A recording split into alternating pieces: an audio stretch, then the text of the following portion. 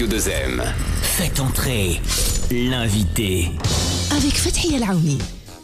Bonjour et merci de votre fidélité. Un nouveau numéro de Faites entrer l'invité. Alors aujourd'hui, je vais vous plonger dans l'univers d'un artiste pas comme les autres. Il est inclassable, réalisateur, cinéaste, bédéiste, romancier. On le savait avec une imagination débordante et quelquefois sans limite. Un ton sarcastique, satirique, il aime casser les codes, sortir de la route, nous bousculer. Et c'est exactement tous ces ingrédients qui sont réunis et se retrouvent dans son dernier roman, Lénine, réveille-toi, ils sont devenus ouf. Mon invité de ce début de semaine est Hicham El Hasty. Bonjour. Bonjour, merci pour l'invitation. Merci à vous de l'avoir accepté. Comment ça va tout d'abord ? Très bien, très bien. Il fait chaud, mais tout va bien. Non, il fait très bon, arrêtez. Et puis en plus, vous avez la clim en studio. Une émission que je vous rappelle que vous pourrez retrouver sur nos réseaux sociaux. On va parler, Hicham, de votre dernier livre, Lénine, réveille-toi, ils sont devenus ouf. Ça m'a rappelé une chanson de Michel Sardou d'ailleurs, qu'on mettra, qu'on rajoutera. Toi, Vladimir Ilitch. Oui.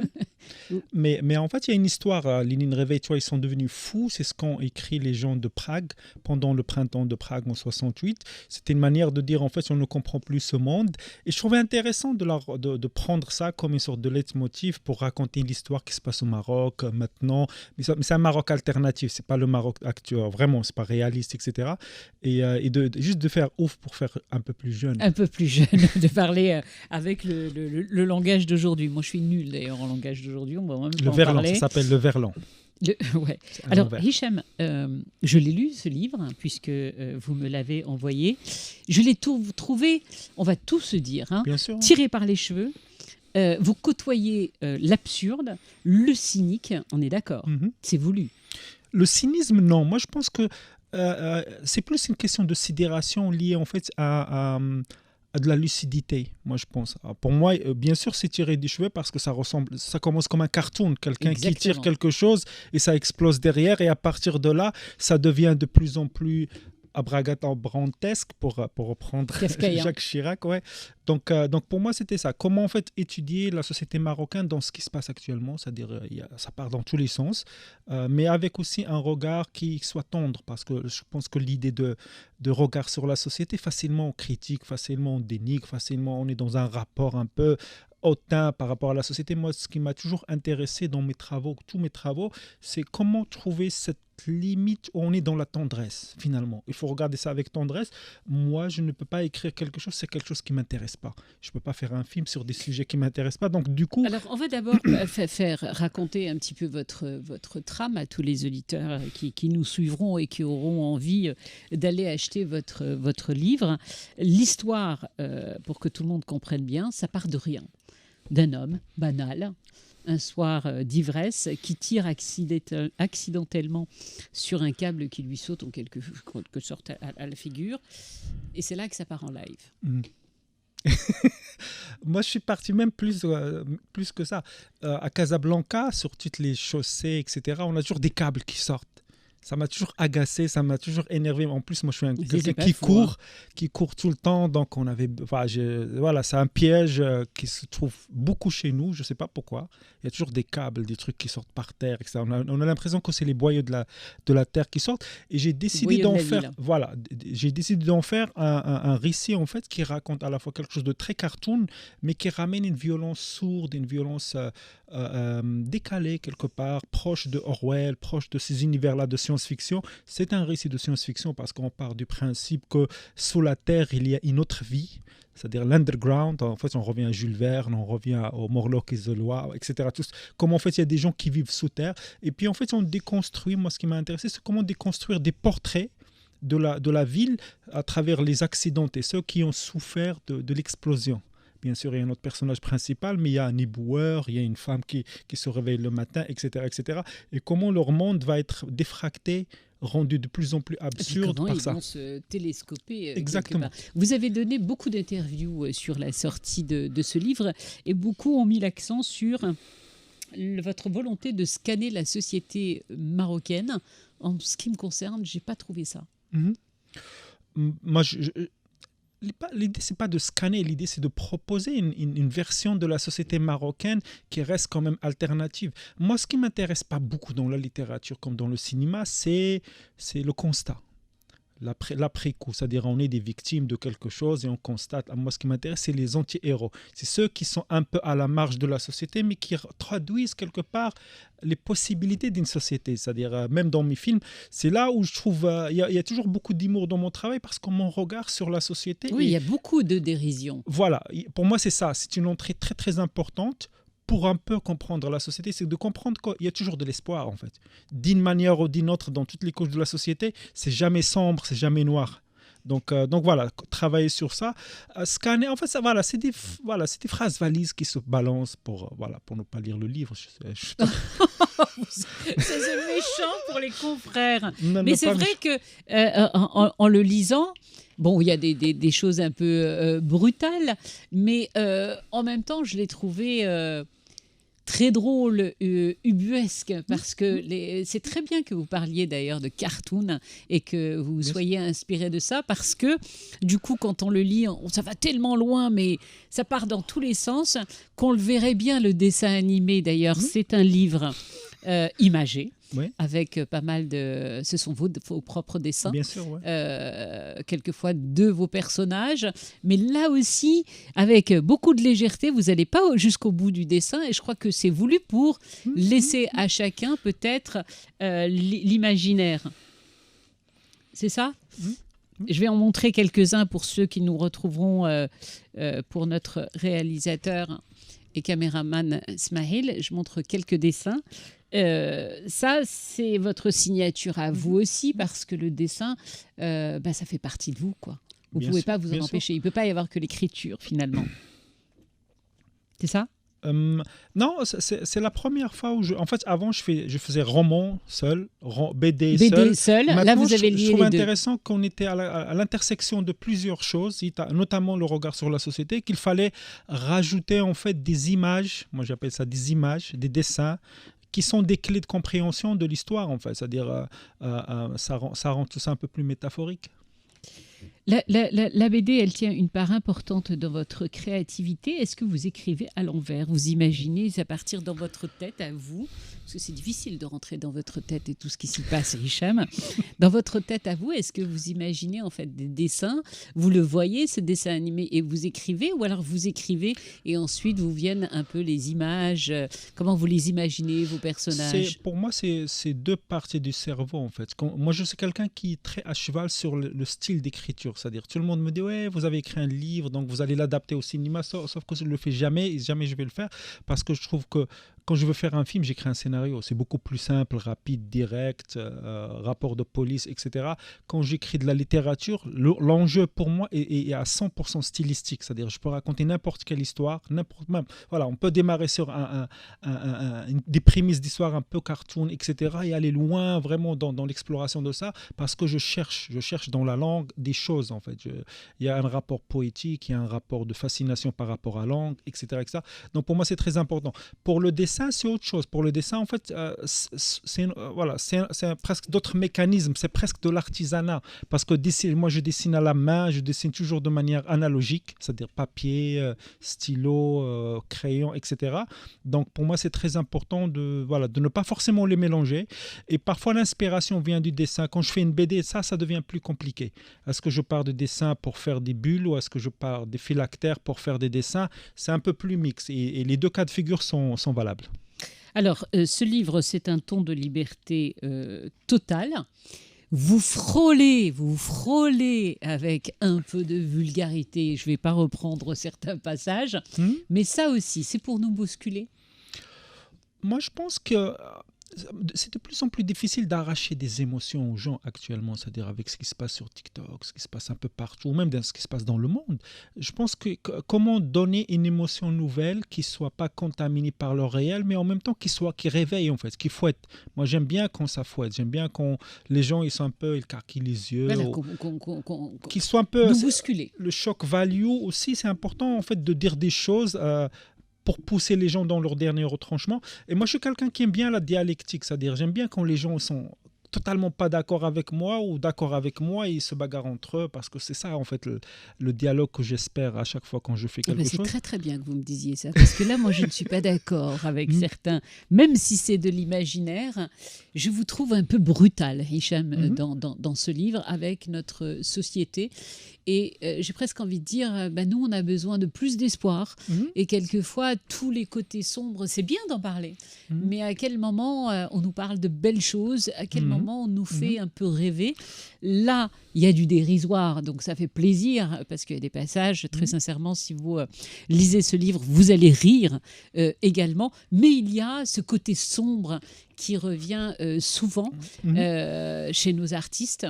Et on a besoin, à quel moment on nous fait rêver?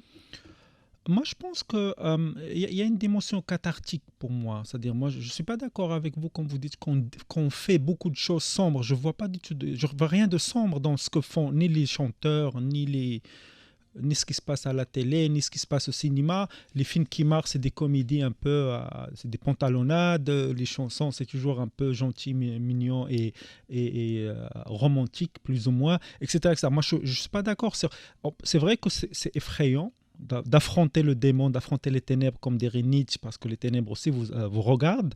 Mais je pense qu'on a besoin d'aller au bout de ça, aller au bout de soi, accepter qui on est. Et puis, la dimension cathartique se retrouve là-dedans. C'est-à-dire, moi, je suis quelqu'un qui a beaucoup aimé Mohamed Khaireddine parce qu'il a porté à la fois une beauté dans la violence. Moi, ce qui m'intéresse, c'est pas de montrer des choses laides, c'est de montrer des choses baudelairiennes, c'est-à-dire qui peuvent être laides, mais qui peuvent formuler avec classe, élégance, panache ou quelque chose de complètement surprenant. Après, je pense qu'on a besoin d'abord de sortir de notre statut de victime sociétalement pour aller vers notre statut d'anti-héros, c'est-à-dire d'être un peu en résistance avant d'accéder au rêve. Otherwise, autrement, on va se retrouver dans des soap-opéras. C'est-à-dire, on va écrire des soap-opéras. Et beaucoup de littérature marocaine, c'est du soap-opéra parce que c'est des petites historiettes, un peu le vieux qui tombe amoureux de la jeune ou des petites... Voilà, je ne veux pas dénigrer non plus, mais je pense qu'on n'est pas assez fou. Là, notre culture est extrêmement folle dans le sens créatif. Il y a beaucoup de folie dans notre culture, mais finalement, quand on regarde ce qui se fait, c'est des reprises. Les chansons, c'est des reprises. Ce qui se passe à la télé, on a l'impression qu'il y a des phasages entre ce qui se passe dans la réalité et que finalement, quand on voit que les personnalités qui sont le plus proches de la réalité, c'est ce qu'on trouve sur TikTok, qui sont un peu premier degré, etc. Que ce soit un premier ministre ou quelqu'un qui habite sur une terrasse, il parle de la même manière et tout ça. Et ce que je trouve aussi un peu triste, c'est que on est la religion des Dahir wal Batin, le visible et le caché. Et l'invisible. Et qu'on est toujours que dans le visible, en fait. Le visible, c'est fait pour les gens qui ne sont pas éduqués. Et qu'on ne va pas au bout de la chose pour comprendre qui nous sommes, pourquoi on fonctionne de cette manière-là. Et à partir de là, cette compréhension va nous permettre d'être plus à l'aise, plus joyeux, probablement. Faire rêver, je pense qu'il ne faut pas faire rêver pour de faux, en fait, parce que le bonheur factice, on sait ce que ça donne sur les réseaux sociaux. Ça donne pas grand-chose. Vous parlez beaucoup des réseaux sociaux, vous y êtes très présent? Pas du tout. Moi, j'aime bien observer. Il y a des choses que j'adore, mais que je pratique pas. Parce que c'est intéressant comme thermomètre aussi de la société. Bien sûr. Nous regardons tous, on est tous des voyeurs sur les réseaux sociaux, mais ça permet aussi de comprendre et de prendre la température. Bien sûr. Moi, je pense que c'est l'inconscient de notre nation qui s'exprime avec ces mots. Et je trouve ça fort, à la fois. Ça peut être agaçant, ça peut être énervant, ça peut être ce qu'on veut, mais c'est une vérité et qu'il faut l'accepter pour tel. Et je pense que dans 10 ans, ça va être des archives magnifiques pour nos enfants. Ça va donner quelque chose d'assez fou, assez beau. Mais en fait, parfois, j'ai l'impression que ça, c'est pas traduit dans la réalité et parfois c'est pas traduit dans la créativité parce qu'on est face à des choses qui sont de l'ordre de la politesse, de l'officiel, de la langue de bois, etc., etc. Et que finalement la langue la plus évidente finalement c'est juste d'ouvrir n'importe quel TikTok et d'écouter ce que disent les gens sur tout ou n'importe quoi. Enfin, il n'y a pas d'opinion politique là-dedans, parfois c'est juste péror, quoi. Mais c'est intéressant, moi je trouve ça super intéressant. En tout cas ça m'inspire énormément. Lénine, réveille-toi, ils sont devenus ouf. Vous auriez pu aussi l'appeler Marocain, Marocaine, réveillez-vous, ils sont devenus ouf parce que c'est à nous que vous vous adressez. Oui, c'est évident. Soyez fous, quoi. Bien sûr. Réveillez-vous et devenez, en fait. Ils sont devenus fous, mais vous, c'est une revendication. C'est de dire, allez, devenez fous tous autant que nous sommes. Il faut lâcher prise. Moi, en fait, la crainte absolue de la modernité, c'est quoi? C'est de nous rendre des clones les uns des autres ou des zombies. Des gens qui sont là pour consommer, etc. Et que maintenant, en fait, on ne peut plus fonctionner de cette manière-là. C'est-à-dire on court vers une catastrophe, à la fois éthique, à la fois sociétale, à la fois même intellectuelle, et que maintenant, il faut juste se réfléchir sa position en tant que citoyen. Moi, je chéris ce statut de citoyen. J'ai le droit de dire que je ne suis pas d'accord, que je suis d'accord, que j'aime ça, que je n'aime pas ça. Et c'est important d'utiliser ce pouvoir-là de veto pour dire des choses utiles. Et c'est important pour que chacun, en fait, se décroche un peu, soit moins l'esclave. Voilà, on n'est pas en train de tourner dans le même... Le clone. Vous avez des questions un petit peu indiscrètes. Vous avez des enfants, Hicham? Bien sûr. Vous en avez combien? Qu'est-ce que vous leur apprenez? J'essaie de leur apprendre le plaisir de la vie. Je ne sais pas comment dire ça. C'est-à-dire, c'est de faire des choses qu'on partage ensemble. Ils n'ont pas de réseaux sociaux. Ils ont 10 ans et 9 ans. Ils sont coupés presque... Il n'y a pas de réseaux sociaux. Ils n'ont pas de téléphone, etc. Donc, j'essaie toujours de rendre analogique l'expérience de la vie, c'est-à-dire d'aller au cinéma, de prendre le temps d'aller au cinéma, voir des films, aller jouer dans des... Qu'est-ce que vous leur interdisez à part les réseaux sociaux? Non, je ne suis pas du genre à vouloir interdire. Moi, je pense qu'il faut qu'ils aillent au bout de leurs petites obsessions. Les enfants, ils fonctionnent comme ça. On leur dit je vous pose cette question parce qu'en réalité, tout ce que vous dites, tout vient de notre éducation base. Et suivant comment on élève et ce que l'on apprend à nos propres enfants, soit on leur donne une véritable ouverture sur le monde et ce grain de folie dont vous parlez, mais quelquefois c'est difficile en tant que parent de ne pas être autoritaire, mais de mesurer les interdits. On ne sait pas quelquefois où placer le curseur. Vous, avec les autres, vous faites comment? Moi, je pense que l'idée, c'est pas d'être autoritaire. Être autoritaire avec un enfant, c'est être faible. Moi, je pense qu'il faut les pousser vers des choses qui les intéressent ou de les interpeller par des choses qui peuvent les intéresser. Par exemple, mon fils, il aime beaucoup tout ce qui est comics, Marvel, etc. Je lui ai acheté des dictionnaires de personnages et on passe notre temps à parler qui est plus fort de qui, etc. Et ça crée en fait un univers. Moi, je me rappelle quand j'étais enfant, j'ai grandi en lisant.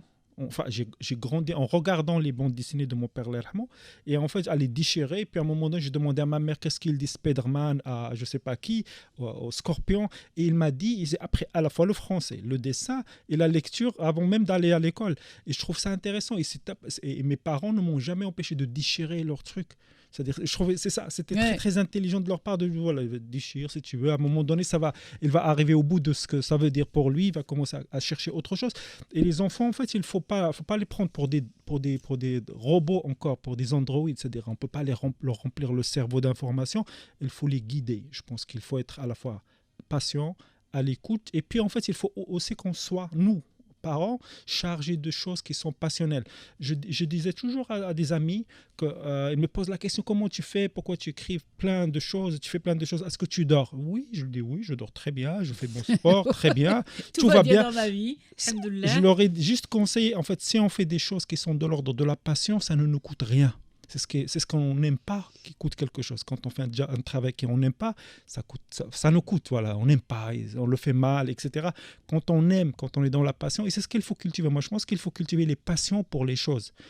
Pas forcément que pour gagner de l'argent, c'est aussi pour s'épanouir humainement, pour être plus sympa, c'est un certain nombre de choses. Hicham, depuis le début, on parle de cette inspiration qui est tout droit venue du cartoon, du dessin animé. Moi, je le verrais vraiment bien, ce livre en dessin animé. Pas en BD, hein, je parle bien d'un dessin animé, parce qu'il est quand même extrêmement visuel. Et votre personnage principal qui se prend les pieds dans ce câble, vraiment, je l'ai vu en dessin animé, mais alors je peux vous le dessiner moi-même, même si je ne sais pas. C'est possible, ça ? Oui, bien sûr. Moi, parce que vous prêtez à tout. Vous aimez la créativité.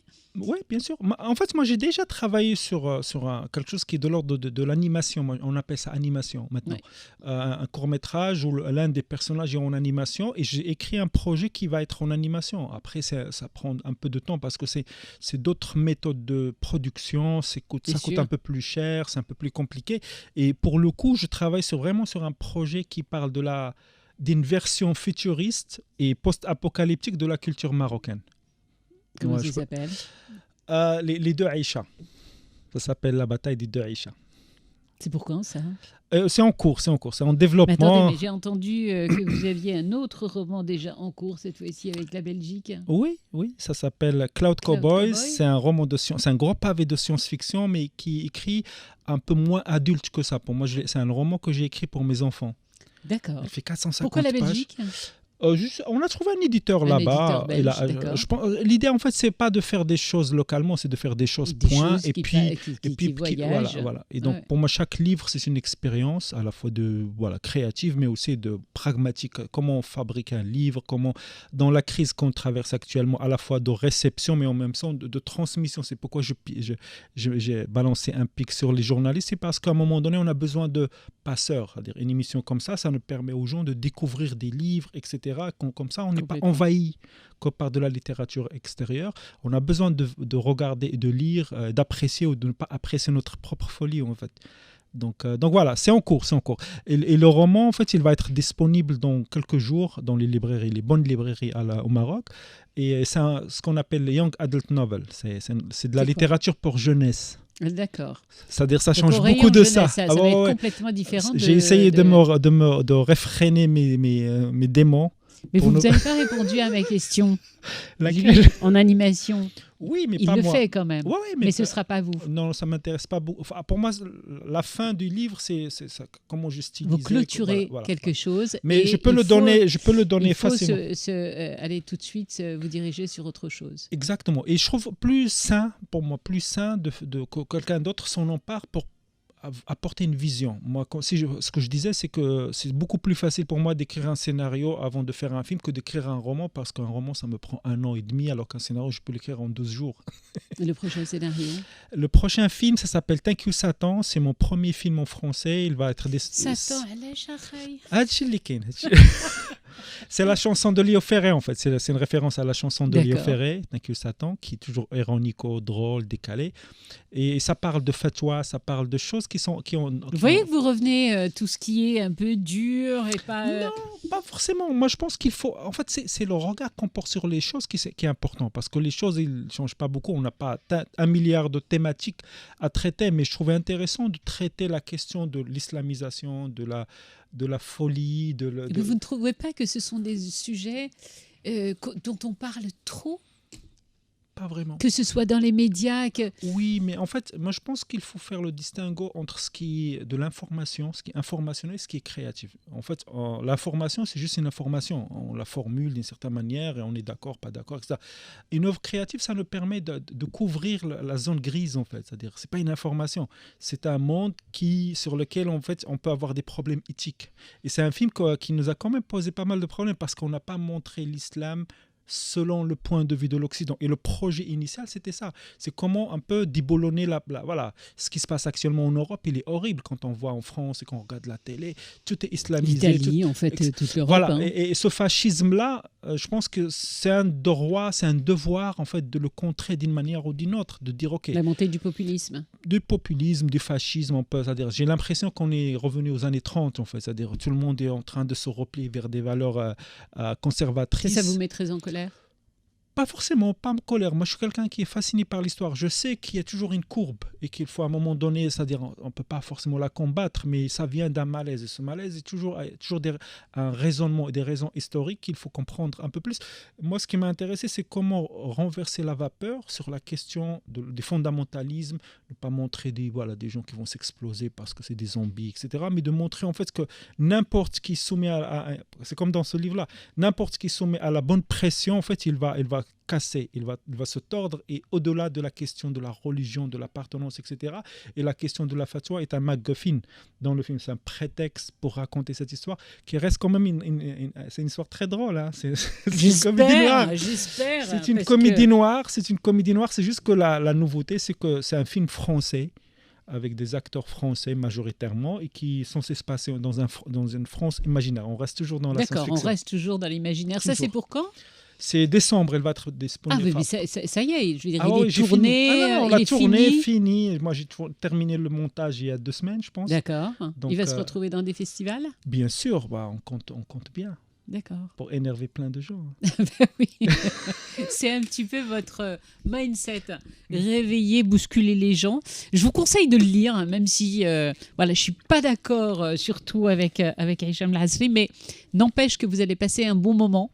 Et puis, en fait, ce que j'aime bien dans cette écriture, c'est que effectivement chacun va le lire à sa manière et que personne ne peut avoir en fait la même lecture suivant le mindset dans lequel on est. Très clairement, si on est de très bonne humeur, on va beaucoup rire. Si on est de mauvaise humeur, il va vous énerver. Mais c'est bien de s'énerver de temps en temps. Et puis d'autres diront que c'est du Hicham El Azri et que c'est complètement de la provoque du premier mot au dernier. Moi, je dirais que c'est un peu tout ça. Quoi qu'il en soit, jugez vous-même. Lénine, réveille-toi, ils sont devenus ouf. C'est son dernier roman. Merci beaucoup. C'est passé hyper vite. Et j'ai débordé en plus. À très bientôt, Hicham. Très bientôt. Merci.